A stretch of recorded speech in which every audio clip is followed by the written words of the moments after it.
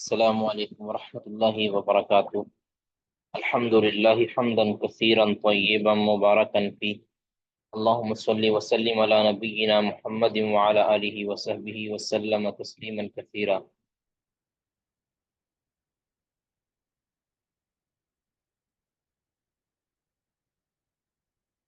اعوذ باللہ السمیع العلیم من الشیطان الرجیم، من حمزہ ونفخہ ونفثہ۔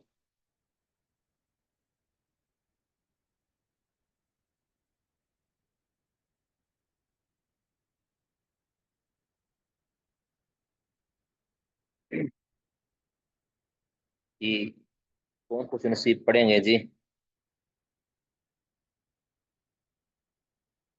انما اموالکم واولادکم فتنہ۔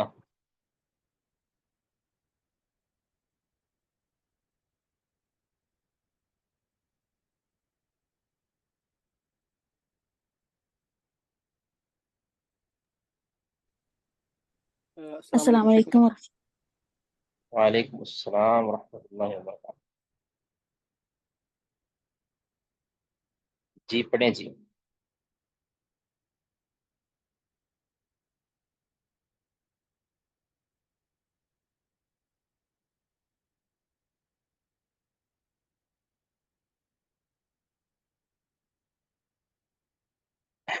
جی پڑھیے گا جی۔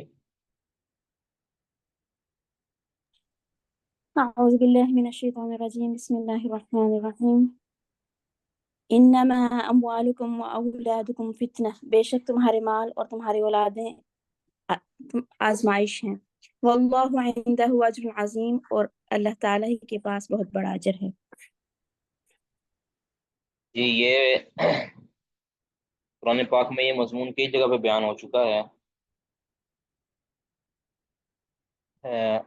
اموال اور اولاد کو اللہ تعالیٰ نے فتنہ کہا ہے، آزمائش۔ اور ایک مرتبہ جب رسول اللہ صلی اللہ علیہ وسلم خطبہ ارشاد فرما رہے تھے، یہ جو ایک روایت ہے نا سنن ابی داؤد وغیرہ کی، ترمذی کی، کہ حسن و حسین آ رہے تھے، انہوں نے چوگے پہنے ہوئے تھے اور وہ لڑکتے، وہ تو روایت تو ضعیف ہے۔ لیکن ایک روایت جس میں صرف حسن کا رضی اللہ تعالیٰ کا ذکر ہے نا، وہ ثابت ہے، ٹھیک ہے، وہ حسن درجہ کی ہے۔ رسول اللہ صلی اللہ علیہ وسلم خطبہ ارشاد فرما دیتے کہ حسن رضی اللہ تعالیٰ عنہ شاک پہنے ہوئے آئے اور لڑکتے لڑکتے یعنی گر رہے تھے۔ نبی صلی اللہ علیہ وسلم فرماتے ہیں کہ مجھے پتہ ہی نہیں چلا کہ میں کب خطبہ چھوڑ کر نیچے ان کے پاس چلا گیا اور پکڑ کے اپنے ساتھ ممبر پہ بٹھا لیا، اور آپ نے پھر فرمایا کہ مجھے بالکل نہیں خبر ہوئی کہ میں یعنی یہ احساس ہی نہیں کر پایا کہ میں خطبہ دے رہا ہوں، مجھ سے رہا نہیں گیا۔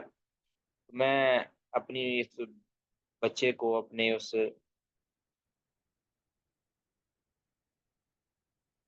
اپنے پیارے حسن کو رضی اللہ تعالیٰ، میں اٹھا لایا اور مجھے احساس ہی نہیں ہوا کہ میں خطبے میں ہوں۔ تو آپ نے پھر یہاں آیت پڑھی تھی انما اموالکم واولادکم فتنہ، کہ یہ تمہارے لیے آزمائش ہے، یعنی کئی ایسے کام جو بندہ کر رہا ہوتا ہے، انسان کو اس سے باز کر دیتی ہے یہ اولاد۔ اگر تو یہ شرعی حد سے باہر ہو جائے اولاد کی خاطر تو پھر یہ گناہ ہے، اگر یہ شرعی حد سے باہر نہ ہو تو پھر اس کا جواز ہے، ٹھیک ہے۔ اولاد اور مال اگر انسان کو شرعی حدود سے باہر نہیں کرتا تو یہ اس کے حق میں حرام نہیں ہے، لیکن اگر شرعی حدود کے خلاف کر دے یا انسان کو گناہ پر جو ہے وہ ابھارے تو پھر یہ گناہ ہو جائے گا، یہ جائز نہیں ہوگا۔ ایک منٹ ذرا۔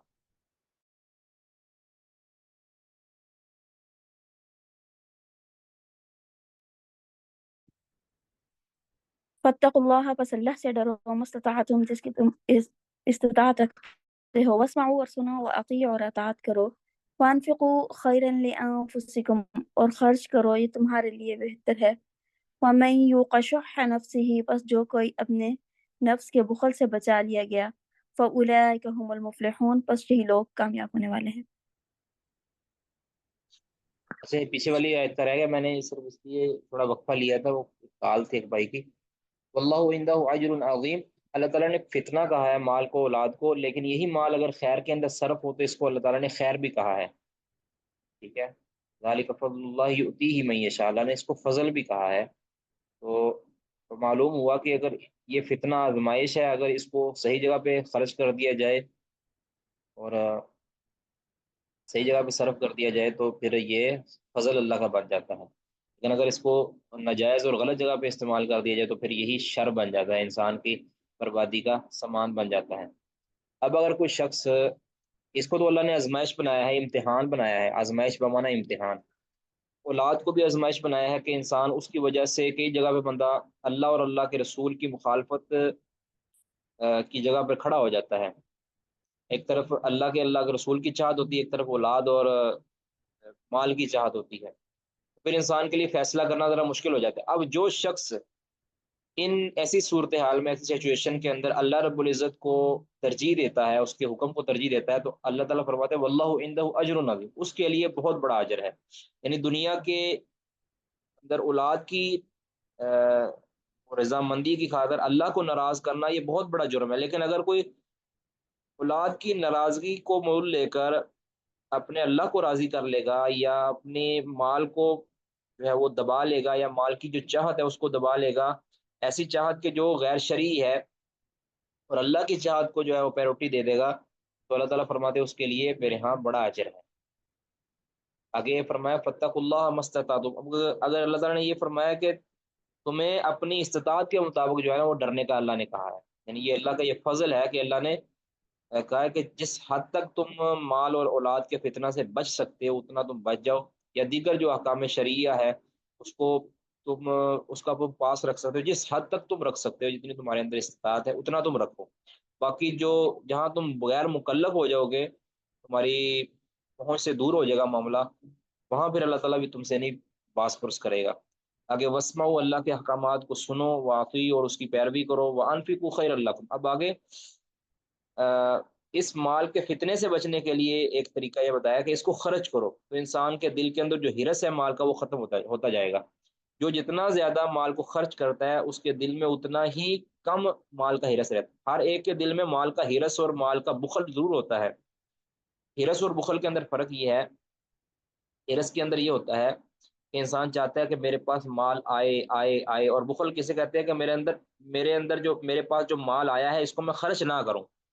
تو اس کے اوپر لفظ جو بولا جاتا ہے نا وہ شح کا لفظ ہے، جیسے وہ میں یوں کا شحا، یہ شحن جو ہوتی ہے نا اس کے اندر بخل اور ہرس دونوں پائے جاتے ہیں، اور ایک جو بخل کا لفظ ہوتا ہے اس کے اوپر تو آپ جانتے ہیں کنجوسی کا لفظ کے اوپر استعمال ہوتا ہے۔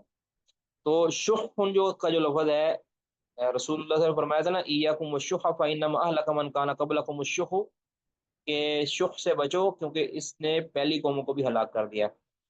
تو یہ جو بخل ہے یا شح ہے، یہ ہرس، اس طرح کا نا ان اللہ حرم علیکم اکل امہاتی ومنع وہاتی، اللہ تعالیٰ نے تم پر یہ بھی حرام کیا، جس طرح ماں باپ کی نافرمانی حرام کی ہے اس طرح یہ بھی حرام کیا کہ تم یہ اپنے اندر ہرس پیدا کر لو کہ میرے پاس مال آئے تو صحیح لیکن میں کسی کو دوں نہ، منع وہاتی، مال دوسروں سے روک لینا ہے اور خود کے لیے کہنا ہے کہ آ جائے میرے پاس مال۔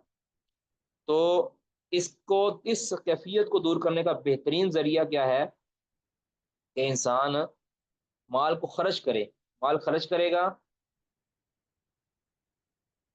مال خرچ کرے گا تو اس کے اندر سے ہرس ختم ہو جائے گی اور اس کا بخل دور ہو جائے گا، اور اس فتنے سے وہ بچا لیا جائے گا۔ آگے فرمایا وَمَن یوق شح نفسی، جو اپنے نفس کے شح سے بچا لیا گیا تو یہ لوگ فلاح پانے والے ہیں۔ اس کے اوپر ایک میرا آرٹیکل بھی ہے چھوٹا سا، وہ بھی شیئر کریں گے آپ سے۔ جی إن تقرضوا الله قرضا حسنا، اگر تم اللہ تعالیٰ کے قرض حسنا دو گے، یضاعف لکم، تو وہ تمہارے لیے کئی گنا بڑھا دے گا، ویغفر لکم، اور وہ تمہیں بخش دے گا، واللہ شکور حلیم، اور اللہ تعالیٰ بڑا قدردان اور نہایت بردبار ہے۔ جی ایک منٹ۔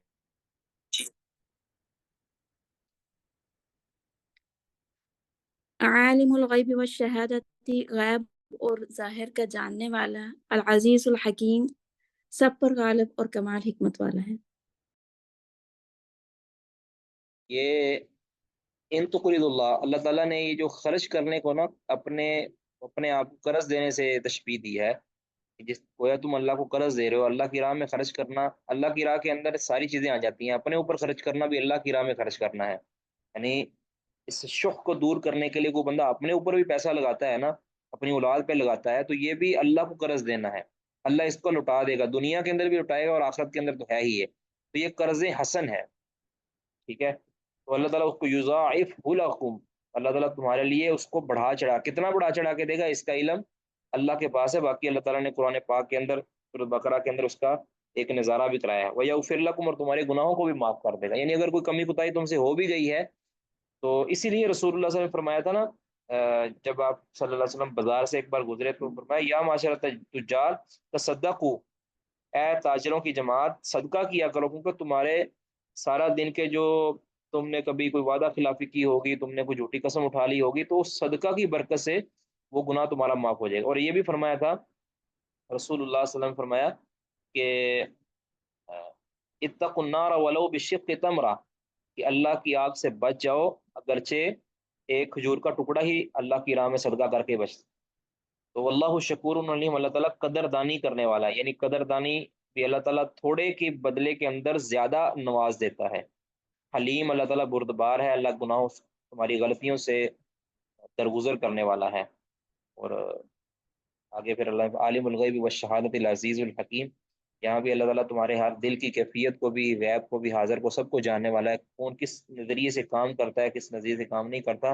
ये मत समझो कि तुम कर्ज अल्लाह को दोगे, अल्लाह को इल्म नहीं है।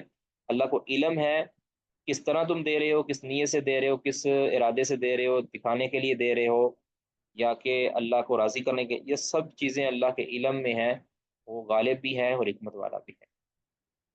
और बाद में इस इन आयात से इशारा भी दिया है कि मियाँ बीवी और घर के जो औलाद के जो मामलात हैं, उसी मुनासबत से अल्लाह ताला ने अपनी जो है ना ये शकूर और हलीम, ये जो सिफात जिक्र की हैं अभी, शकूर कि मियाँ बीवी को एक दूसरे का शुक्रगुजार रहना चाहिए, कदरदान रहना चाहिए, उसकी छोटी सी कोशिश को भी सराहना चाहिए, इस तरह अल्लाह सराहता है। और उसकी छोटी सी बड़ी से बड़ी गलती को भी दरगुजर करना चाहिए, जिस तरह यानी जो हिल्म और बुर्दबारी का तकाजा है। और इसी तरह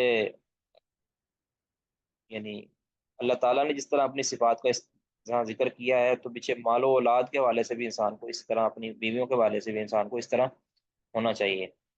अल्लाह आलम बिस्सवाब। किसी का कुछ सवाल इसमें वो पेश कर दें।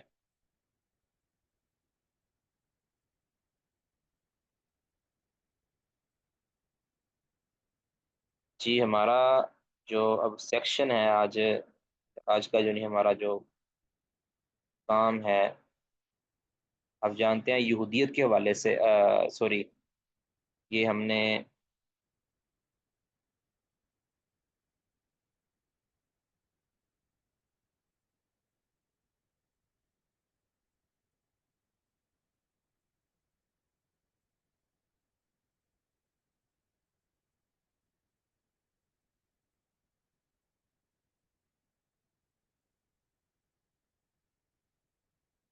ये गूगल ड्राइव आप तक पहुंची है मेरा ख्याल सबकी तरफ, तो इसी को हम थोड़ा सा देखते हैं। जी, सबको नजर आ रही है सही? जी शेख मुहतरम। सही नजर आ रही है, ये देखें। फिरक और मज़ाहिब के हवाले से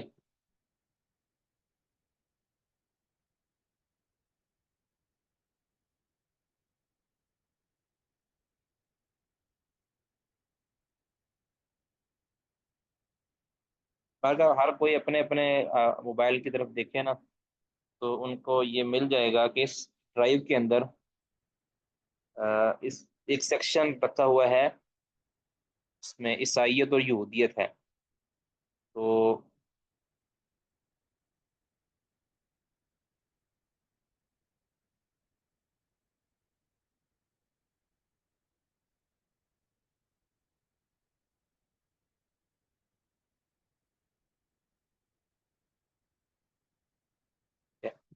इसमें देखने वाले,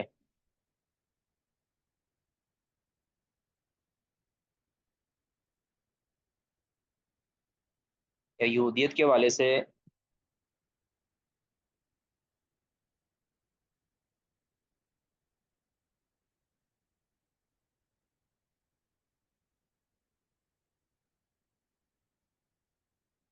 اچھا یہ دیکھا، یہودیت و عیسائیت اور اسلام، اس طرح مسالک مختلف ہیں، اور قادیانیت اس کو ذکر کیا ہے، اس میں ہم روافظ کا بھی اس میں ذکر کر دیں گے، اس میں روافظ وغیرہ کا بھی شاید ذکر ہے، شیعہ کا ہے، اور بریلویہ کا ہے، دیوبندیہ کا ہے، یہ سارے اس میں آگے ہیں، تو ان کو ہم نے یعنی کہہ لینا آپ گزارنا ہے، باقی ہر ایک کا اپنا اپنا مطالعہ ہے، اس کو وہ جس طرح جمع کر سکتا ہے وہ جمع کر لے، جس کا کسی مسلک کے اندر کسی مذہب کے اندر شغف ہے اس کو اس کا مطالعہ کرنے کا، تو اس کو مطالعہ کر سکتا ہے۔ تو ہمارا جو آج کا ہے وہ یہودیت کے حوالے سے ہے، ٹھیک ہے، یہودیت، تو اس حوالے سے مکتبہ شاملہ کے اندر بھی آپ کو خاطر خواہ مواد کافی حد تک مواد ملے گا۔ تو یہ جو کتابیں ہیں ان میں ایک جو احمد دیداد کی کتاب ہے رحمہ اللہ کی، احمد دیداد کے بارے میں جانتے ہیں نا؟ جانتے؟ کون نہیں جانتے احمد دیداد کے بارے میں؟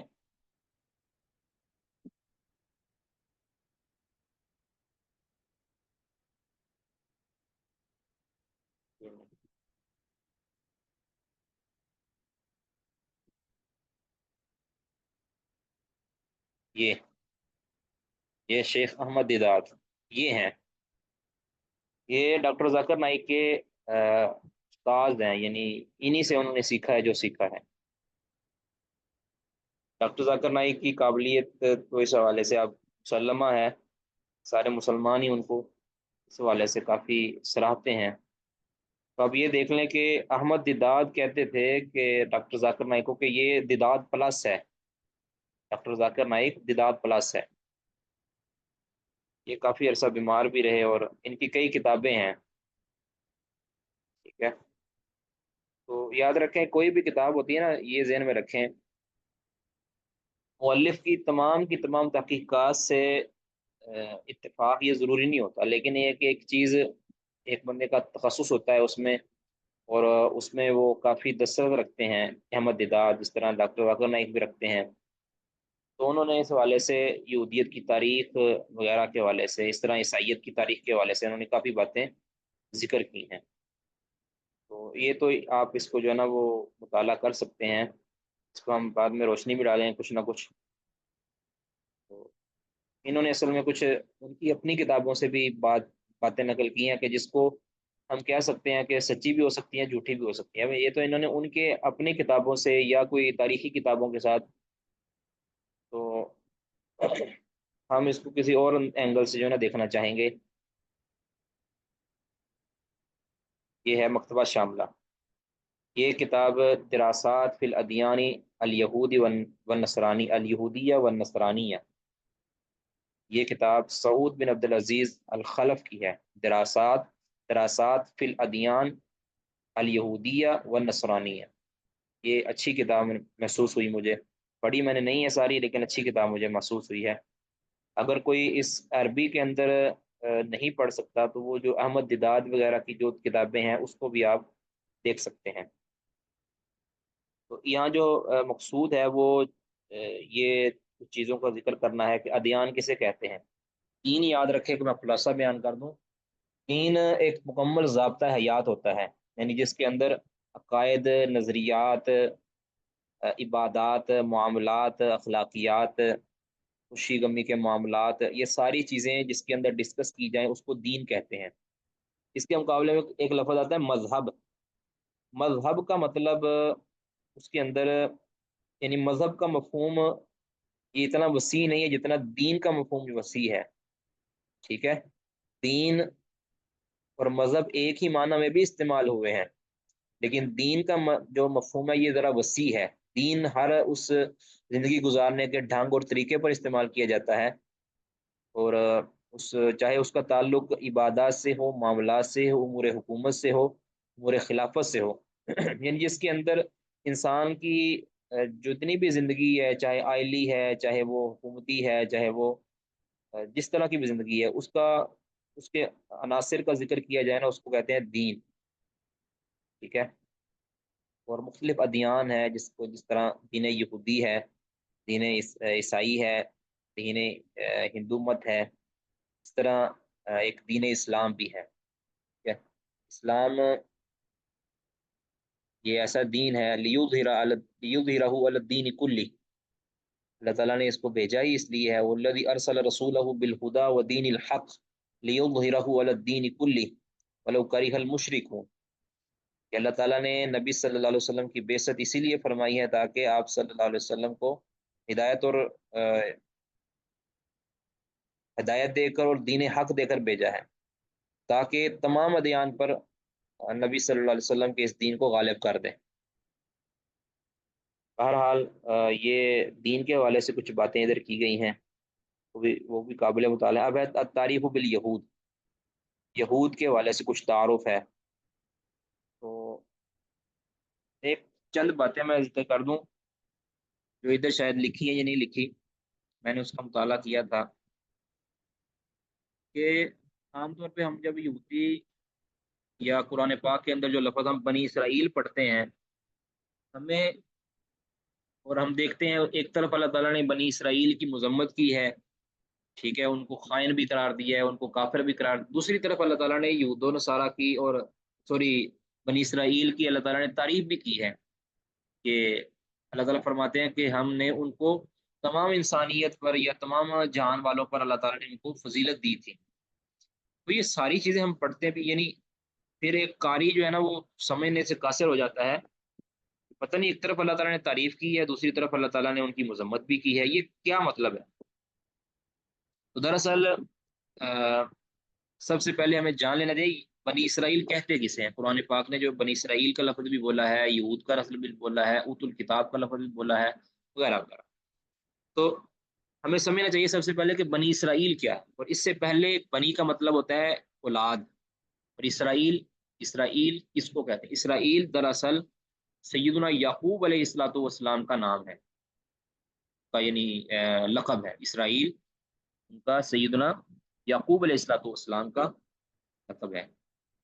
اور اللہ تعالیٰ نے قرآن پاک کے اندر یعقوب علیہ الصلوۃ والسلام کا نام کو اسرائیل نام سے بھی جو ہے نا وہ یاد کیا ہے، سورۃ مریم کے اندر آیت نمبر 58 میں یہ چند حوالے پڑھتا ہوں تاکہ جو ہے نا آپ کو بات واضح ہو جائے۔ سورہ مریم آیت نمبر 58 کے اندر اللہ تعالیٰ نے فرمایا ہے وَمِمَّنْ حَمَلْنَا مَعَ نُوحٍ وَمِنْ ذُرِّيَّةِ إِبْرَاهِيمَ وَإِسْرَائِيلَ، ٹھیک ہے، تو ابراہیم کی اولاد کیا ہے؟ آگے فرمایا کہ وَإِسْرَائِيلَ وَمِمَّنْ هَدَيْنَا وَاجْتَبَيْنَا، تو معلوم یہ ہوا کہ اسرائیل یہ سیدنا یعقوب علیہ الصلوۃ والسلام کا لقب ہے، اور ان کی جو اولادیں ہیں ان کو بنی اسرائیل کہتے ہیں، ٹھیک ہے۔ اور یہ جو بنی اسرائیل قوم ہے نا، یعنی ان کی اولادوں میں سیدنا یعقوب علیہ الصلوۃ والسلام کی اولاد میں جتنے بھی پیغمبر گزرے ہیں، اور ان کی جو رعایا ہیں یا ان کی جو امتیں ہیں، وہ ساری کی ساری بنی اسرائیل کے اندر آتی ہیں۔ اب ان بنی اسرائیل کے اندر کوئی اچھے لوگ بھی تھے، کوئی برے لوگ بھی تھے، ہر طرح کے لوگ تھے۔ اب بنی اسرائیل کے اندر یعنی سیدنا اسرائیل علیہ الصلوۃ والسلام کی اولاد کے اندر جو مشہور پیغمبر ہیں، ویسے تو بڑے ہی پیغمبر آئے ہیں جن کا ذکر ہمیں قرآن پاک میں کچھ کا ذکر کر دیا گیا، کچھ کا ذکر ہمیں، بلکہ بے شمار کا ذکر ہمیں معلوم نہیں ہے، بلکہ سارے ہی پیغمبر جو ہے نا سوائے سیدنا محمد الرسول اللہ صلی اللہ علیہ وسلم کے علاوہ باقی سارے پیغمبر تقریباً اسرائیل کے اندر ہی آئے، بنی اسرائیل کے اندر۔ تو ان میں جو مشہور نام ہے سیدنا اسرائیل یعنی سیدنا یعقوب علیہ الصلوۃ والسلام کی اولاد میں آپ جانتے ہیں یعقوب کی جو اولاد تھی ان میں یوسف علیہ الصلوۃ والسلام سب سے پہلے ہیں، پھر موسیٰ علیہ السلام بھی ان کے اندر آئے ہیں، ہارون علیہ السلام بھی آئے ہیں، داود علیہ السلام بھی آئے ہیں، سلیمان بن داود بھی آئے ہیں، ایوب علیہ السلام بھی آئے ہیں، زکریا علیہ السلام بھی آئے ہیں، اس طرح یحییٰ اور سیدنا عیسیٰ علیہ السلام، یہ سارے کے سارے جو ہیں یہ بنی اسرائیل میں سے تھے، یعنی بنی اسرائیل کے یہ پیغمبر تھے، ان کے علاوہ بھی پیغمبر تھے یہ بنی اسرائیل۔ تو یعقوب نبی سے نیچے جو ان کی اولادوں میں نبی آئے ہیں نا وہ سارے کے سارے، تو گویا بنی اسرائیل کو صرف کوسنا کلی طور پر، یعنی جو مذمتیں بنی اسرائیل کی بیان ہوئی ہیں تو اس سے مراد سارے بنی اسرائیل نہیں ہیں، اور اسی طرح جو فضیلتیں بنی اسرائیل کی بیان ہوئی ہیں اس سے مراد سارے بنی اسرائیل نہیں ہیں، کہ اس کو ذرا سمجھنے والی بات اللہ تعالیٰ نے فرمایا نا سورۃ بقرہ آیت نمبر 47 کے اندر 47 کے اندر یا بنی اسرائیل یا بنی اسرائیل اذکروا نعمتی التی انعمت علیکم وانی فضلتکم علی العالمین. اس طرح فرمایا کہ وَلَقَدْ آتَيْنَا بَنِي إِسْرَائِيلَ الْكِتَابَ وَالْحُكْمَ وَالنُّبُوَّةَ وَرَزَقْنَاهُم مِّنَ الطَّيِّبَاتِ وَفَضَّلْنَاهُمْ عَلَى الْعَالَمِينَ. سورۃ جاثیہ آیت نمبر 16. اس اعتبار سے آپ کہہ سکتے ہیں کہ بنی اسرائیل کا ایک جو تقسیم آپ کر سکتے ہیں بنی اسرائیل یہود وغیرہ کی جو ہمارے ہاں موجود ہیں اس ٹائم یہود، ان کے اعتبار سے جو تقسیم ان کی جا سکتی ہے کہ پہلی تقسیم کے اندر کیا آتے ہیں، پہلے گروہ کے اندر کیا آتے ہیں بنی اسرائیل کے، جس کے اندر سیدنا یعقوب علیہ الصلوۃ والسلام کی جو اولاد کے اندر موجود پیغمبر ہیں اور ان کے جو سچے ماننے والے ہیں وہ مراد ہے بنی اسرائیل سے، اور ان کی فضیلت اللہ تعالیٰ نے قرآن پاک میں جیسے میں نے آیات پڑھی ہیں، اس کے علاوہ بھی کچھ آیات ہیں قرآن پاک، صرف یہ ایک کہہ لیں آپ خاکے کے طور پر پڑھی گئی. اب انہی بنی اسرائیل کا نام لے کر بھی اللہ تعالیٰ نے لعنت بھی کی ہے. اس طرح قرآن پاک میں آیا ہے سورۃ مائدہ کی آیت نمبر 7 میں کہ لُعِنَ الَّذِينَ كَفَرُوا مِن بَنِي إِسْرَائِيلَ عَلَى لِسَانِ دَاوُودَ وَعِيسَى ابْنِ مَرْيَمَ ذَلِكَ بِمَا عَصَوْا وَكَانُوا.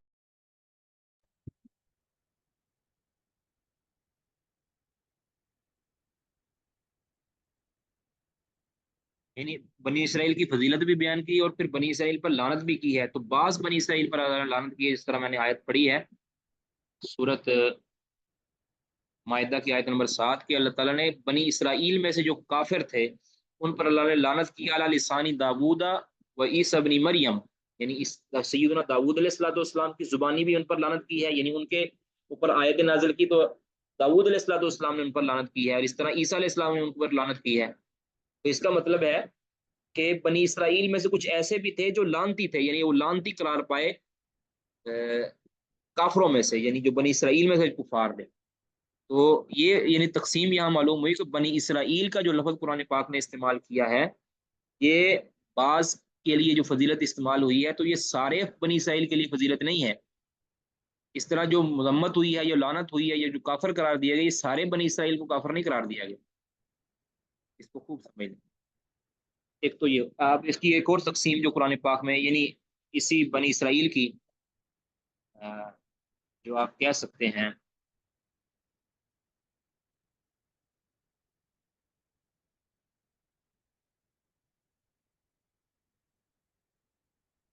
وہ ہے کہ قرآن پاک نے جو یہود کا لفظ بولا ہے، یعنی یہود جب کہا ہے تو یہود سے بھی مراد پورے یہود تو آپ جانتے ہیں نا کہ سیدنا یعقوب علیہ الصلوۃ والسلام ہی کی اولاد میں سے کسی کا نام تھا، ان کی اولاد میں سے کسی کا نام سنا، کہا جاتا ہے کہ یہودا نام تھا. اب اس کی حقیقت اللہ ہی جانتا ہے کہ یہودا نام. اور بعض نے کہا کہ جیسے ہے نا انا ہدنا الیکا، اس بعد نے کہا کہ اس طرف اس سے جو ہے نا ماخوذ ہے. بہرحال یہ ایک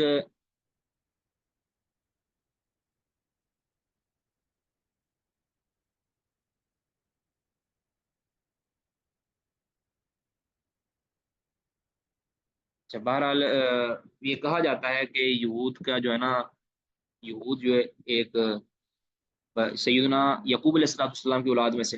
اب یہ یہود ہیں، اب یہ بھی سارے ایک جیسے نہیں ہیں. اب یہود کو اگر اللہ تعالیٰ نے برا بلا کہا ہے تو وہ ان یہودیوں کو کہا کہ جو برے تھے، جو اچھے تھے وہ برا نہیں کہا. مثال کے طور پر قرآن پاک کے اندر کیا آیا ہے، ان الذین آمنوا والذین ہادوا والنصارى والصابئین من آمن باللہ والیوم الآخر وعمل صالحا فلہم اجرهم عند ربهم ولا خوف علیہم ولا هم یحزنون.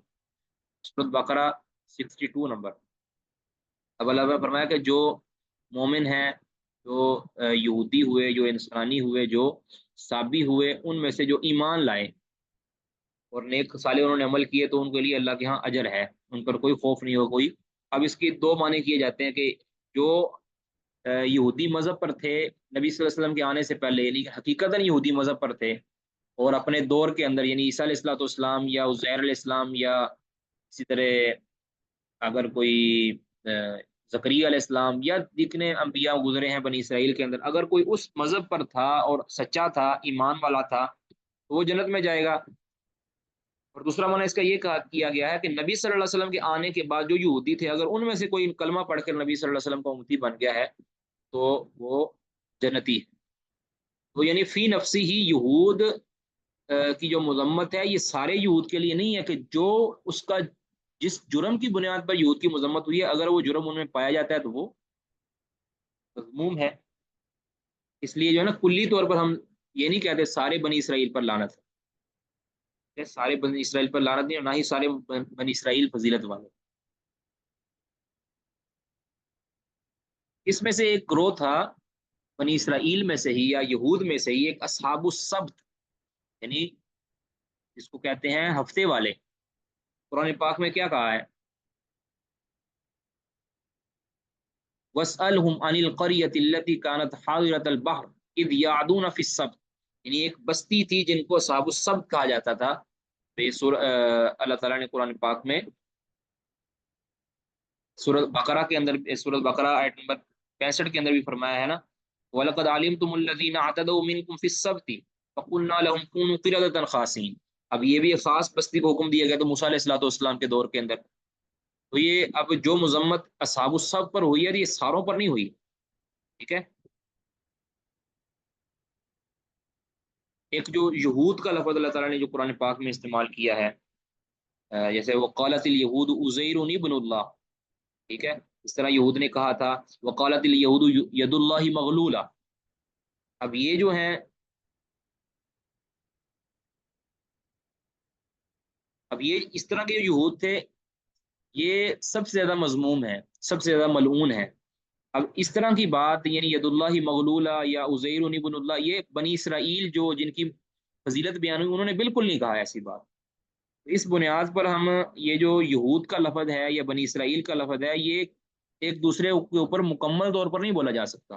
اگرچہ بنی اسرائیل پر یہود کا لفظ بولا گیا ہے اور یہود پر ہی بنی اسرائیل کا لفظ بولا گیا ہے، لیکن یہ سارے کے سارے اس یعنی جو ہے نا اس فضیلت کے یا اس مذمت کے حقدار نہیں ہوتے۔ تو یہ اس پیرائے کے اندر بھی ہمیں دیکھنا چاہیے۔ اس کے علاوہ اب جو تقسیم کار ہے، قرآن پاک نے جو ان کی کہہ لیں کہ دھجیاں کھیڑی ہیں یہود کی، اور اب یہاں دیکھیں یہود کے فرق، اب یہ فرق بھی کیے گئے ہیں یہود کے، ٹھیک ہے۔ یہ ایک تاریخی بحث ہے، اس کو آپ اس کتاب کے اندر دیکھ سکتے ہیں، اس کے اندر اس کی تقسیم کر دی گئی ہے، جو احمد دیداد کی کتاب کے اندر اس کی تقسیم کر دی گئی ہے۔ آگے جو الفصل الخامس ہے اس میں اخلاق الیہود ذکر کیا گیا ہے۔ اخلاق الیہود یعنی یہود کے جو قباحتیں ہیں یا ان کی جو خرابیاں ہیں ان کو بھی ادھر ذکر کر دیا گیا ہے۔ تو اس کو ہم نے اصل جو چیز دیکھنی ہے نا وہ یہود کو جس قدر اللہ تعالیٰ نے ڈسکس کیا ہے نا قرآن پاک کے اندر، کسی کو بھی ذکر نہیں کیا، اور یہ سب سے زیادہ عداوت رکھنے والے ہیں مومنوں کے ساتھ، سب سے زیادہ عداوت کرنے والے مومنوں کے ساتھ یہ ہیں، اور ان کے جرائم سب سے زیادہ ہیں، ان کی لسٹ سب سے زیادہ لمبی ہے، باوجود اس کے کہ ان کے اوپر اللہ تعالیٰ نے اتنے ہی زیادہ احسانات کیے تھے، یعنی ان کے بڑوں پر اللہ نے بڑے احسانات کیے، لیکن ان کے جو برے لوگ تھے انہوں نے برائیاں اتنی پھیلائی ہیں، اتنی برائیاں پھیلائی ہیں کہ اب یہ کہہ لیں آپ کہ ہر شرارت اور ہر خباثت کا یہ استعارہ بن گئے ہیں، ٹھیک ہے۔ اتنی نفاق اور اتنا چال بازی جتنی یہود کے اندر ہے کسی کے اندر نہیں ہے، انتہائی چالاک، یعنی لومڑی تو ان کے سامنے کچھ بھی نہیں ہے، اس قدر یہ چالاک ہیں اور اس قدر یہ برے ہیں، اس قدر برے ہیں کہ آپ اس کا اندازہ نہیں لگا سکتے۔ کون سا جرم ہے جو ان کا قرآن پاک نے ذکر نہیں کیا، ٹھیک ہے، بہت بڑے بڑے جرم انہوں نے کیے۔ چاند جرائم میں آپ کے سامنے ذکر کرنے کی کوشش کرتا ہوں، میں نے ان کو جمع کیا تو ہے۔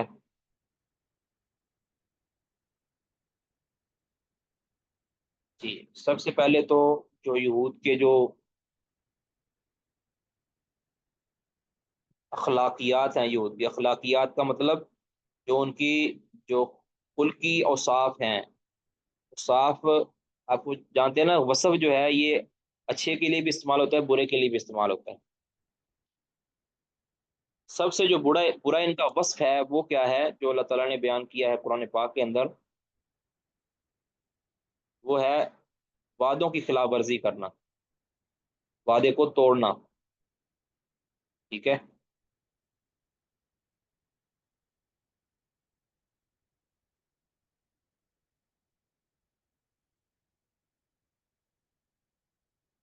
وہ آپ دیکھ لیں اس کی حدیث کے اندر کتنی مثالیں بیان ہوئی ہیں کہ عبداللہ بن ابئی جو منافق تھا، جو دراصل یہودی تھا پہلے، یہودیت اس کے اندر رہی ہے نا، اس طرح کعب بن اشرف ہے، انہوں نے کس طرح نقض عہد کیا ہے، اس طرح خیبر کے جو یہودی ہیں انہوں نے کس قدر نقض عہد کیا ہے، اسی طرح دوسرے جو یہودی جن کو نبی صلی اللہ علیہ وسلم نے جلا وطن کر دیا، انہوں نے کس قدر نقض عہد کیا ہے۔ تو یہ ان کی جو ہے نا فطرت ہے، نقض عہد کرنا ان کی فطرت ہے، کبھی بھی یہ وعدے کو وفا نہیں کریں گے۔ پھر یہ ان کی جو ایک یہ بات حق اور باطل کو جو مکس کرتے ہیں، حق اور باطل کو جو ملاوٹ کرتے ہیں اس کے اندر، اس کا بھی اللہ تعالیٰ نے بڑے یعنی واشگاف الفاظ کے اندر اللہ تعالیٰ نے اس کا ذکر کیا ہے۔ تو یہ جو ادھر اللہ تعالیٰ نے یہودیوں کی اوصاف بیان کی ہیں نا، مما وصف اللہ بھی الیہود، یہود کی جو اوصاف ذکر کیے ہیں، یہ ہے سب سے پہلے الکذب، جھوٹ، یہ جھوٹے ہیں، کتنے جھوٹے ہیں اس کا ذرا اندازہ آیات سے لگاتے رہیں۔ فرمایا سورۃ نساء آیت نمبر 50 کے اندر، الم تر الی الذین یزکون انفسهم بل اللہ یزکی من یشاء ولا یظلمون فتیلا انظر کیف یفترون علی اللہ الکذب وکفی بہ اثما مبینا۔ یہ اللہ پر جھوٹ بولتے ہیں کس طرح؟ اللہ تعالیٰ فرماتے ہیں کہ یہ ان کے جھوٹے ان کے گناہ گار ہونے کے لیے، واضح گناہ گار ہونے کے لیے اتنا ہی کافی ہے کہ یہ جھوٹ بولتے ہیں اللہ تعالیٰ پر، اپنی طرف سے آیات بنا کر اللہ کے میں تھوپ دیتے ہیں۔ آگے یہ بھی فرمایا ہے الذین قالوا ان اللہ،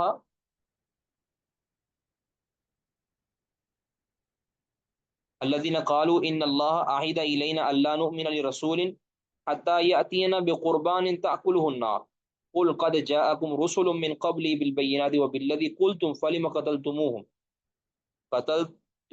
ان کنتم صادقین فإن کذبوک فقد کذب رسل من قبلک۔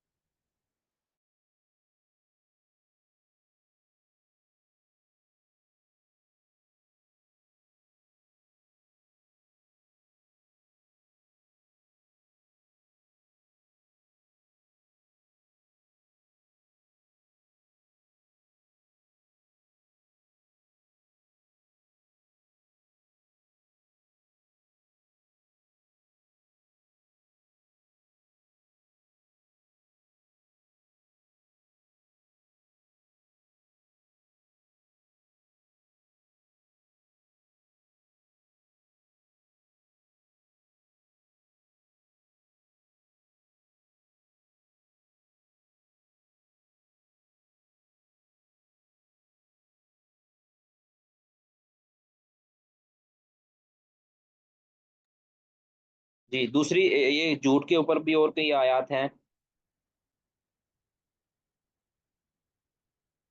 یہ وہ میں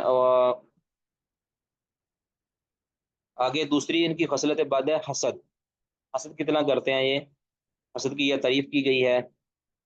اور ان کا ام یحسدون الناس علی ما آتاہم اللہ من فضلہ، یعنی جو نبی صلی اللہ علیہ وسلم کو نبوت ملی ہے نا اور اللہ نے آپ کو فضیلت دی، اس پر ہی حسد کرتے تھے بھی ہماری قوم کے اندر یہ نبی کیوں نہیں آیا۔ ترا ود کثیر من اہل الکتاب لا یردونکم من بعد ایمان کفارا حسدا من عند انفسہم، یعنی حسد کی بیماری ان کے اندر پھوٹ پھوٹ کے بھری ہے۔ حب الدنیا، دنیا کے ساتھ محبت ان کو اس قدر ہے کہ اس کا کوئی حساب نہیں، حالانکہ یہ دنیا کے ساتھ محبت یہ سب سے بڑی بیماری ہوتی ہے اور یہود کے اندر یہ کثرت کے ساتھ موجود ہے۔ وَوَيْلٌ لِّلَّذِينَ يَكْتُبُونَ الْكِتَابَ بِأَيْدِيهِمْ ثُمَّ يَقُولُونَ هَٰذَا مِنْ عِندِ اللَّهِ لِيَشْتَرُوا بِهِ ثَمَنًا قَلِيلًا، یعنی یہ اللہ دنیا کی خاطر، دنیا کی محبت کی خاطر یہ اللہ کی آیات کو بنا بنا کے بیچتے ہیں، ٹھیک ہے؟ یعنی کوئی اللہ کے نام پر جھوٹ بولتے ہیں اور پھر ان آیات کو دنیا کے مال کی خاطر بیچ دیتے ہیں۔ یہ صرف ایک خاکے بیان کیے جا رہے ہیں کہ ان کی جو خرابیاں ہیں، اکثر بخل ہے، ٹھیک ہے؟ بخل بھی الذین یبخلون ویأمرون الناس بالبخل، یعنی खर्च नहीं करते, लोगों को भी कहते हैं तुम भी बुखल करो। वयक्तुमून मा आताहुमुल्लाहु मिन फज़लिही व अतदना लिल काफिरीन अज़ाबम मुहीना। इस तरह खयानत है, खयानत तो इनके अंदर ये ना हो तो ये हो ही नहीं सकता ना। वमिनहुम मन इन तअमनहु बिदीनारिन ला युअद्दीहि इलैक, यानी इनमें ऐसे बुरे बुरे लोग हैं कि अगर उनको आप एक दिनार भी उनको अमानत सौंपे ना तो वो आपको कभी भी नहीं देंगे, इल्ला मादुम अलैहि कायमा, हाँ अगर आप उनके ऊपर सख्ती करें और उनको उनकी जान ना छोड़ें तब जाके आपको वो देंगे, वरना इस तरह इतने बुरे हैं कि ये आपकी अमानत में बिल्कुल खयानत का इर्तिकाब करेंगे।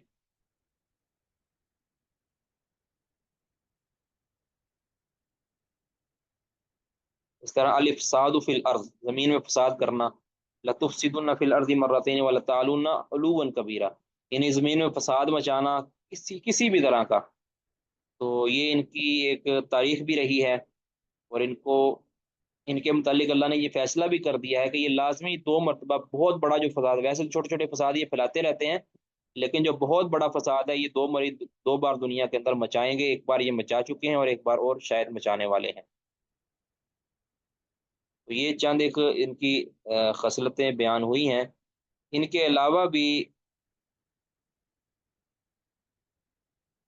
अलावा भी बहुत सी मैंने जमा की हैं, लेकिन अब वक़्त की किल्लत के पेश नज़र उसको बयान नहीं किया जा सकता। ये इनके अंदर जो खराबियां इतनी ज़्यादा हैं कि अब फ़िरक़ुल यहूद भी इधर इन्होंने जिक्र किए हैं, जैसे मैंने पहले अर्ज़ कर दिया, बाज़ इबादत और शायर इनके। और एक बात याद रखें, अभी जो यहूद है ना ये कोई मज़हब नहीं है बरहा, यहूद अब ये कोई मज़हब नहीं रहा, ये कह लें कि एक ख़ानदानी, अब कोई शख्स ईसाई से यहूद के अंदर शामिल नहीं हो सकता, इसीलिए इनकी तादाद कम है। यानी हम मुसलमानों या ईसाइयों के अंदर तो है ना कि कोई मज़हब कबूल करके उनके मज़हब में शामिल हो सकता है, ईसाइयों यहूद के अंदर ये चीज़ नहीं है। ये एक मुरूसी इनका मज़हब है, अगर कोई शख्स इनके मज़हब से कोई निकल तो सकता है लेकिन इनके मज़हब में कोई दाखिल नहीं हो सकता। तो ये इनकी बुराई का सबसे बड़ा अंसर है कि ये किसी को अपने मज़हब में शामिल ही नहीं होने देते, या जहाँ तक मुझे मालूमात है इस हवाले से, तो ये अपने मज़हब के अंदर किसी को शामिल ही नहीं समझते। इनकी खराबियों की लिस्ट में एक ये भी चीज़ है कि इन्होंने अपने आप को कहा है कि वकालतिल यहूदु वन नसारा नहनु अबनाउल्लाहि व अहिब्बाउहु,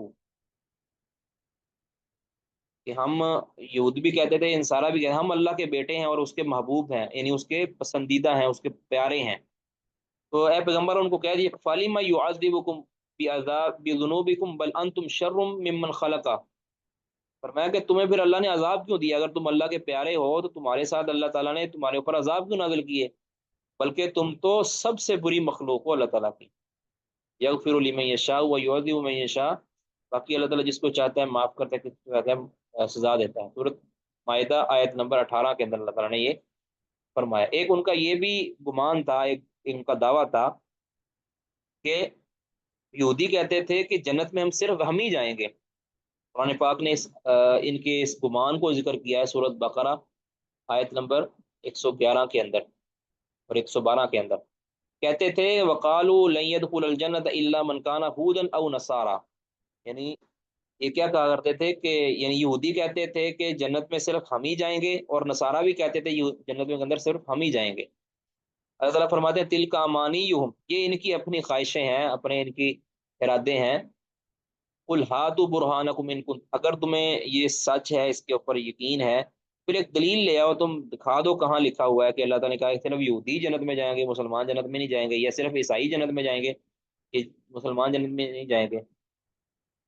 तो ये भी इनका एक जो है ना अ, इनका एक गुमान था। ठीक है। और ये कहते थे ना, ये एक इनका दावा ये भी था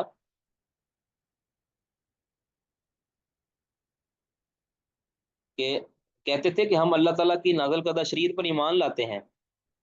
तो यानी कुरान पाक ने इसको जिक्र किया ना सूरत बकरा आयत नंबर 91 के अंदर, कि वइज़ा क़ील लहुम आमिनू बिमा अंज़ल अल्लाह, इनको कहा जाता था कि ईमान ले आओ जो अल्लाह ने मोहम्मद सल्लल्लाहु अलैहि वसल्लम पर आयत नाजिल कर दी, इस पर ईमान ले आओ।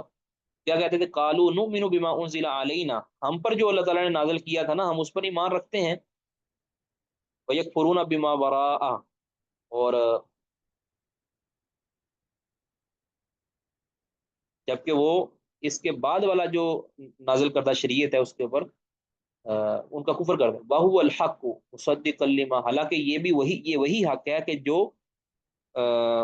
یعنی قرآن پاک وہی حق ہے جو تورات کی بھی تصدیق کرتا ہے۔ قُلْ فَلِمَ تَقْتُلُونَ أَنْبِيَاءَ اللَّهِ مِنْ قَبْلِ إِن كُنْتُم مُؤْمِنِينَ، اگر تمہارا یہ دعویٰ ہے کہ ہم اللہ کی شریعت پر ایمان رکھتے ہیں جو ہمارے اوپر نازل، پھر اللہ تعالیٰ فرما رہے ہیں پیغمبر آپ ان سے پوچھیں تو صحیح، انہوں نے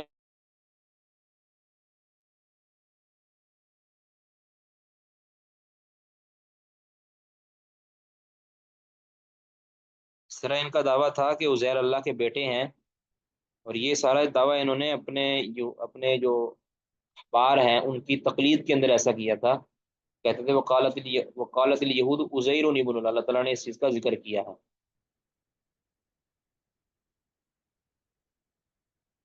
اور پھر انہوں نے جو اپنے انبیاء کا انکار کیا ہے اس کی تو لسٹ بڑی وسیع ہے، بڑی ہی وسیع ہے، ٹھیک ہے۔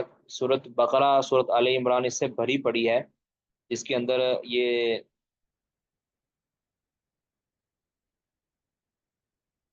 کہ انہوں نے تو اللہ تعالیٰ کو کہا تھا کہ ید اللہ مغلولہ، اللہ کا ہاتھ نعوذ باللہ مغلول ہے، یہ سود خور تھے۔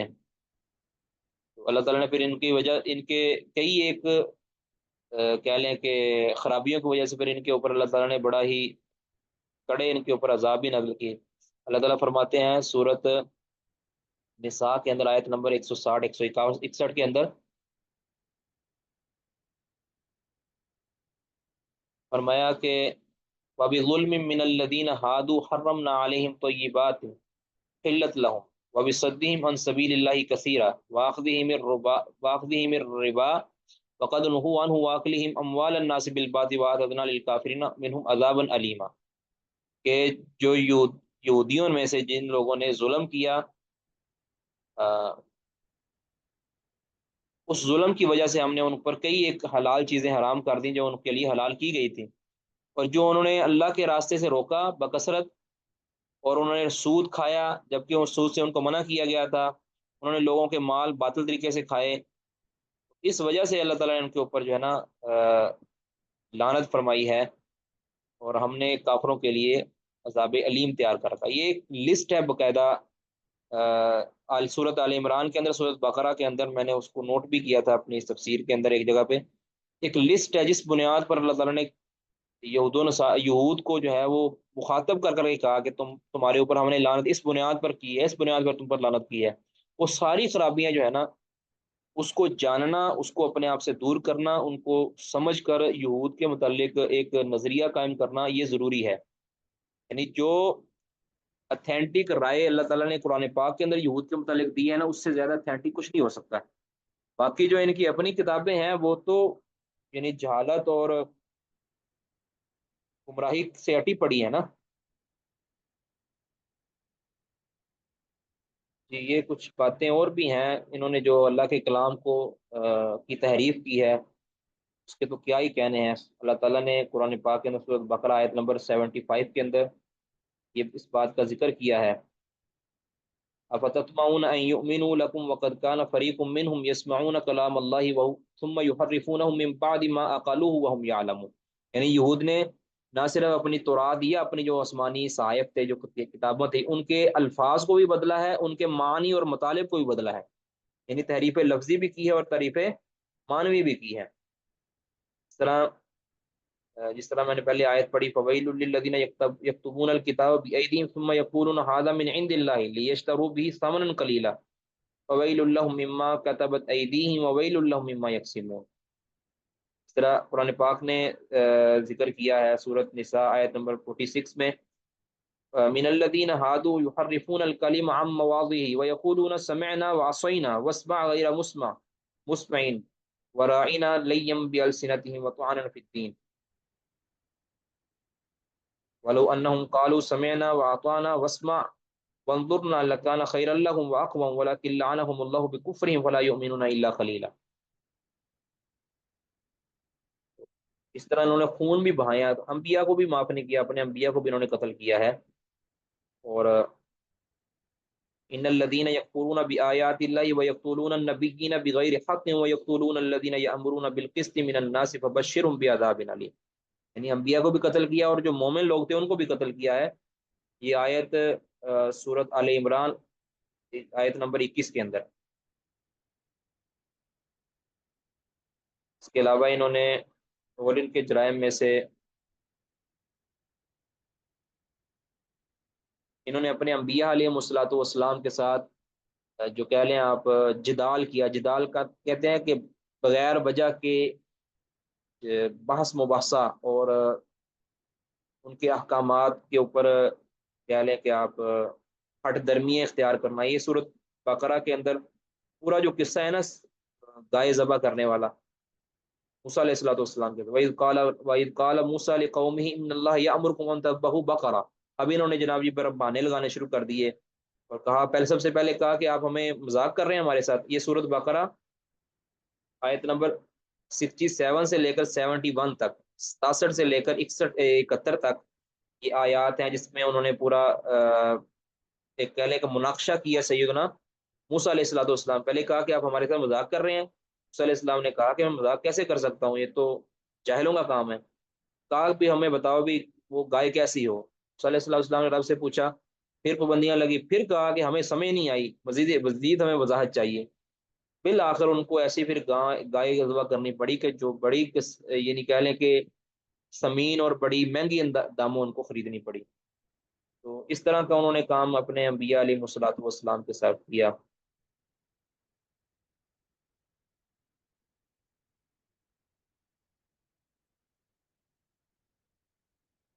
پھر انہوں نے جو ان کو اللہ کا بڑا علم دیا گیا تھا، یہود کے اندر بڑی کتابیں نازل ہوئی ہیں، بڑے صحائف نازل ہوئے ہیں، بڑا علم ان کو دیا گیا، لیکن اتنے یہ ہٹ درم تھے کہ انہوں نے اپنے اس علم سے فائدہ نہیں اٹھائے، جس کی پھر مثال اللہ تعالیٰ نے سورۃ جمعہ کے اندر ان کو اس گدھے کی طرح دی ہے کہ جو اپنے اوپر کتابیں تو لاتا ہے لیکن اس سے کوئی انتفاع نہیں کرتا۔ سورت جمعہ کے اندر اللہ تعالیٰ نے آیت نمبر 5 میں فرمایا نا، جس طرح پچھلے دن ہم نے پڑھی تھی، مثل الذین حملوا التوراة ثم لم يحملوها كمثل الحمار يحمل اسفارا بئس مثل القوم الذين كذبوا بآيات الله والله لا يهدي القوم الظالمين۔ ان کی مثال اس گدھے کی سی ہے کہ جو کتابوں کا بوجھ اٹھائے ہوئے ہے لیکن اس سے کوئی انتفاع نہیں حاصل کرتا۔ تو یہ سب سے بری مثال ان کی ہے۔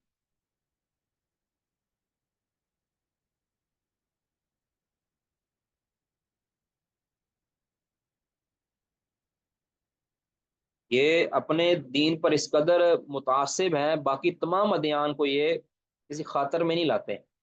قرآن پاک نے ان کی اس خصلت کو بھی، حالانکہ مسلمان کیا ہے، مسلمان یہودیت کا بھی احترام کرتے ہیں، یعنی جو پہلے یہودی تھے ان کے مذہب کا بھی احترام کرتے ہیں، ان کے انبیاء کا بھی احترام کرتے ہیں، اور ان کے جو مومن لوگ تھے ان کا بھی احترام کرتے ہیں۔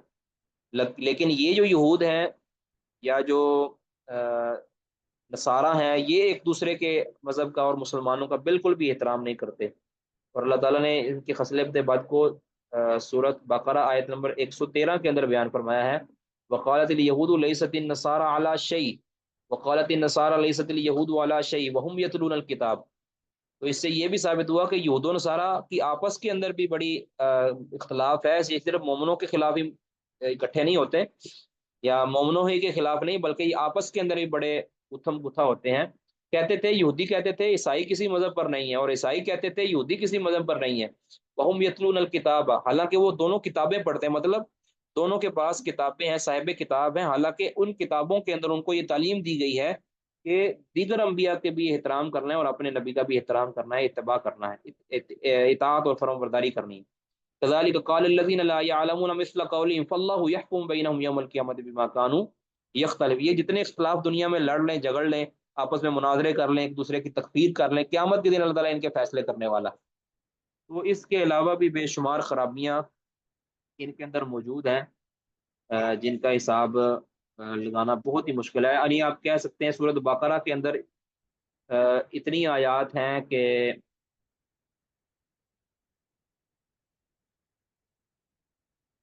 میں ذرا جلدی سے جو ہے نا آپ کو شاید آپ اس کو محفوظ رکھ سکیں. تو سورۃ بقرہ کے اندر جو جن آیات کے اندر ان کی خرابیوں کا ذکر ہوا ہے میں وہ صرف ذکر کر دیتا ہوں، میں نے جمع کی ہیں. سورۃ بقرہ کے اندر 80 سے لے کر 83 تک آیات. اسی سورۃ بقرہ کے اندر 57 سے لے کر 54 سے لے کر 57 تک، 54 اور 57 دو آیات. اس طرح 285 نمبر آیت، اس طرح 92 نمبر آیت، اسی طرح 101 نمبر آیت، 136 نمبر آیت، اس طرح 87 نمبر آیت، اس طرح 75 نمبر آیت، اسی طرح 79 نمبر آیت. یہ صرف سورۃ بقرہ کی ابھی بیان کر رہا ہوں. اس طرح سورۃ بقرہ کی 67 نمبر آیت، 71 نمبر آیت، اس طرح 89 89 نمبر آیت، اس طرح 111 111 نمبر آیت. یہ ساری صرف اور صرف ابھی آگے 113 نمبر آیت سورۃ بقرہ کی ہی ہوئی ہیں. اب سورۃ آل عمران کے اندر ان کی جو مذمت یا ان کی خرابی جو ذکر کی گئی ہے وہ 112 نمبر آیت کے اندر سورۃ آل عمران. اس طرح 110 نمبر آیت، 110 111 اور 112 تین آیات سورۃ آل عمران. اس طرح سورۃ آل عمران ہی کی 21 نمبر آیت، سورۃ آل عمران ہی کی پھر 21 نمبر آیت کا دوسرا حصہ. ٹھیک ہے. اس طرح سورۃ نساء آ گئی ہے. سورۃ نساء کے اندر 161 اور 162 161 اور 160 نمبر آیت، 160 اور 161 نمبر آیت.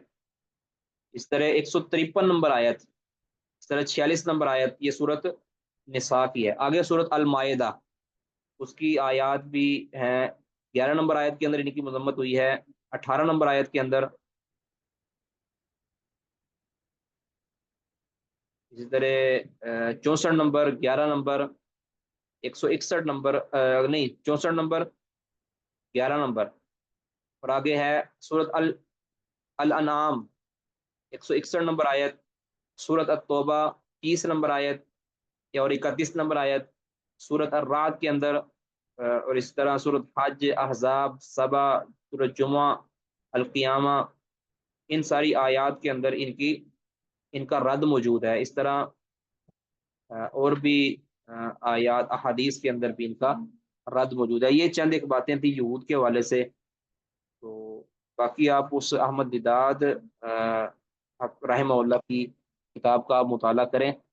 اس میں سے جس چیز کی سمجھ نہیں آتی تو یہ جو میں نے سارا کچھ بیان کیا ہے اس کو آپ ذہن نشین کریں. جو آیات بولی ہیں ان کا مطالعہ کریں تو انشاءاللہ یہودیت کا جو سٹرکچر اللہ تعالیٰ نے ہمیں سمجھا دیا ہے اس سے زیادہ سالڈ، اس سے زیادہ مضبوط اور ٹھوس معلومات کہیں سے بھی ہمیں نہیں مل سکتی. واللہ عالم بالصواب. کسی کا کوئی سوال ہے تو وہ کر سکتے ہیں جی ابھی.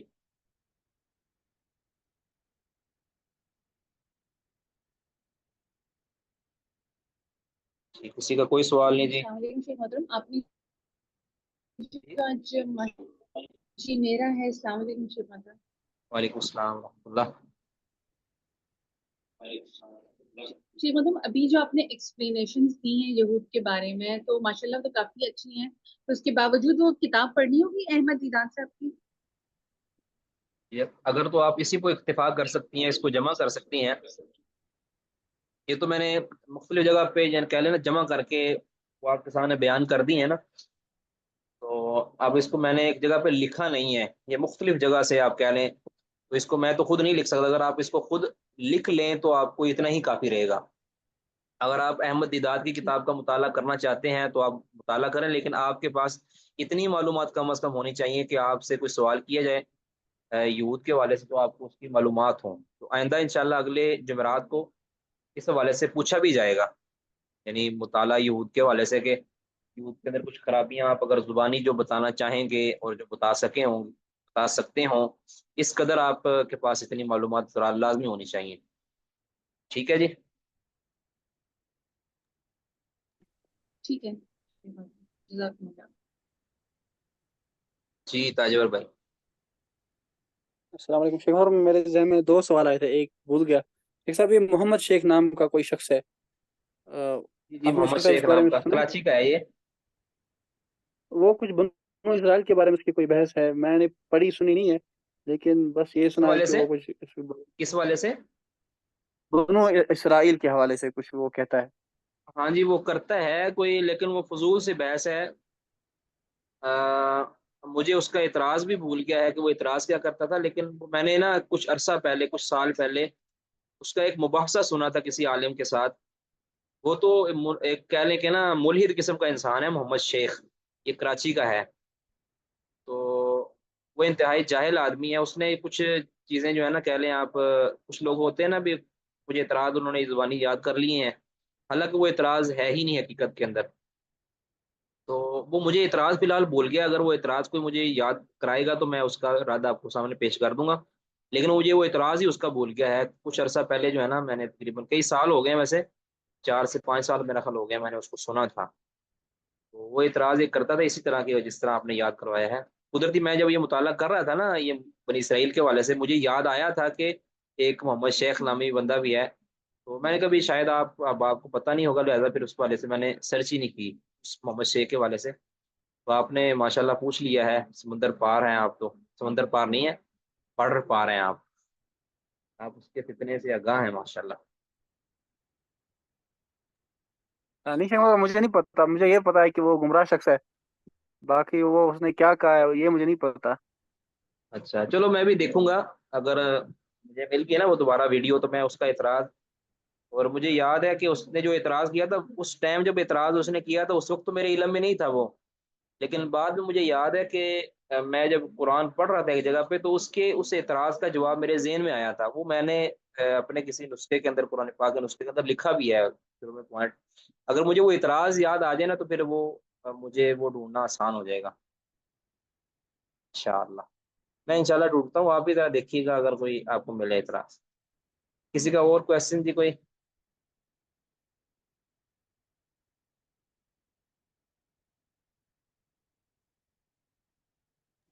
جی شیخ صاحب، ایک کو سوال جو یاد آ گیا، شیخ محترم یہ کہتے ہیں کہ قرآن نے ہم پہ یہ بات کہی ہے کہ وقالت الیہود عزیر ابن اللہ، اور یہودی کہتے ہیں ہم تو یہ دعویٰ نہیں کرتے ہیں، جیسا کہ نصارہ سے معروف اور مشہور دعویٰ ہے کہ عیسیٰ اللہ کا بیٹا ہے، نعوذ باللہ۔ یہ کہتے ہیں کہ ہم ایسا دعویٰ نہیں کرتے، قرآن نے ہمارے بارے میں الزام لگایا ہے، تو شیخ محترم اس کو ہم کیسے ان کا جواب دیں؟ نہیں وہ دیکھیں، میں نے پہلے عرض کیا ہے کہ قرآن پاک نے مختلف فرق کا ذکر کیا ہے، یہود کے مختلف فرق کا ذکر کیا ہے۔ اب سارے یہودی یہ نہیں کہتے کہ ید اللہ مغلولہ، سارے تو نہیں نا کہتے، سارے یہودی نہیں کہتے ید اللہ مغلولہ۔ اب جس جی نے جو جرم کیا ہے، جس اس کے فرقے نے، جس گروہ نے وہ جرم کیا ہے، وہی جرم اسی پر جو ہے نا وہ صادر ہوگا۔ اگر مثال کے طور پہ ایک یہودی جو ہے وہ یہ کہے کہ میں اللہ تعالیٰ کو اکیلا مانتا ہوں اور اس کی کوئی اولاد ثابت نہیں کرتا، عزیر کو اللہ کا بیٹا نہیں مانتا، عزیر کو اللہ کا پیغمبر مانتا ہوں، جس طرح کے عیسائیوں کے اندر ایسے بعض فرقے ہیں کہ جو عیسیٰ علیہ الصلوۃ والسلام کو اللہ کا پیغمبر مانتے ہیں، اللہ تعالیٰ کا بیٹا نہیں مانتے، یعنی عیسائیوں کے اندر بھی ایسے کوئی فرقے ہیں۔ تو ہم یہ کہتے ہیں کہ یہ جو قرآن پاک نے جن کو مخاطب کیا ہے، آپ یہ نہیں کہہ سکتے، یا تو یہ دعویٰ یہ کرے نا کہ یہود میں سے کوئی فرقہ ایسا گزرا ہی نہیں ہے کہ جو عزیر کو اللہ کا بیٹا نہ کہتا ہو، ٹھیک ہے، یہ دعویٰ کرے تو پھر قرآن پاک کا دعویٰ جھوٹا ہے، یہ دعویٰ نہیں کر سکتے، کیونکہ یہود کے اندر ایسے فرق موجود ہیں، ان کی کتابیں جو موجود ہیں اس کے اوپر شاہد ہیں کہ یہ عزیر کو اللہ کا بیٹا کہتے رہے ہیں، ٹھیک ہے۔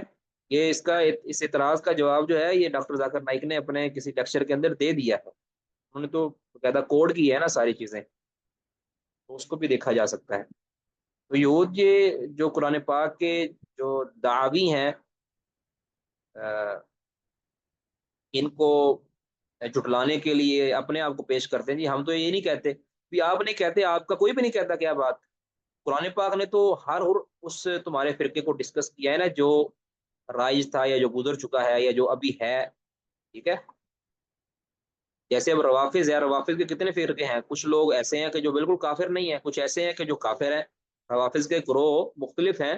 اب اگر مثال کے طور پر کوئی بندہ کہے، یہ روافظ کہیں کہ جی ہم میں سے تو کوئی بھی شخص بھی صحابہ کو برا بولا نہیں، بھائی کیوں نہیں کہتا، یہ تمہارے پاس تم میں ہمیں دلیل دے سکتے ہیں کہ تمہارے فلاں فلاں لوگ جو ہے وہ اس طرح، جب ان کا یہ کفر پیش کیا جاتا ہے نا روافظ کا کہ دیکھو تم قرآن پاک کو اصلی نہیں مانتے، محرم مانتے ہو، کہتے تھے ہم تو نہیں کہتے، پھر تم نہیں کہتے یا تم میں سے کوئی شخص نہیں کہتا ہوگا، حقیقتاً نہ کہتا ہو، تقیتاً نہ کہتا، تقیتاً نہ کہتا ہو بلکہ حقیقتاً وہ قرآن پاک کی اصل ہونے کا دعوے دار ہو، تو تم میں سے کئی ایک ایسے گروہ ہیں کہ جو قرآن پاک کے جو محرف ہونے کا عقیدہ رکھتے ہیں۔ ٹھیک ہے جی، بات سمجھ آ گئی؟ اس طرح یہود ہیں، یہود میں سے کئی ایک گروہ ایسے ہیں کہ جو عزیر کو اللہ کا بیٹا مانتے ہیں، اللہ کی ذات میں شرک کرتے ہیں، اللہ تعالیٰ کی صفات میں شرک کرتے ہیں، اللہ تعالیٰ کی توہین کرتے ہیں، نبی صلی اللہ علیہ وسلم کی توہین کرتے ہیں، اور کچھ ایسے ہیں جو اللہ تعالیٰ کے ساتھ یعنی اس طرح کا معاملہ نہیں کرتے، عزیر ابن اللہ نہیں کہتے۔ واللہ اعلم بالصواب۔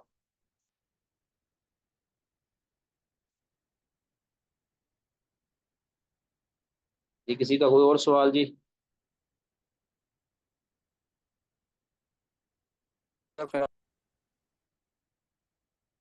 جی، سبحانک اللہم و بحمدک اشہد ان لا الہ الا انت استغفرک و اتوب الیک۔